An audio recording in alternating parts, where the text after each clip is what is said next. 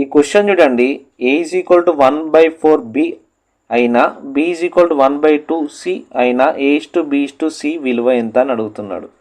చూడండి, a is equal to 1/4b, దీన్ని a/bలోకి తీసుకుందాం. ఇది b ఇక్కడ మల్టిప్లై చేస్తుంది, దీన్ని ఇటు తీసుకొస్తే డివైడెడ్ బై చేస్తుంది. a/b is equal to 1/4. అదేవిధంగా దీన్ని కూడా మార్చుకుందాం. b is equal to 1/2c, సిని తీసుకొద్దాం. సిని ఈజ్ ఈక్వల్ టు యువతలు తీసుకొస్తే డివైడ్ చేస్తుంది 1/2. చూడండి, ఏ విలువ 1, b 4, b 1, c 2.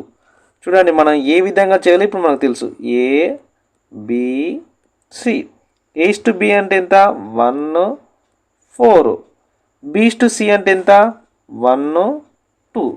చూడండి, ఇప్పుడు ఈ రెండింటిని మల్టిప్లై చేయాలి. 1 × 1 1, 4 × 1 ఈ రెండింటిని మల్టిప్లై చేయాలి. 1 × 4 4 తర్వాత ఈ రెండింటిని 4 × 2 8.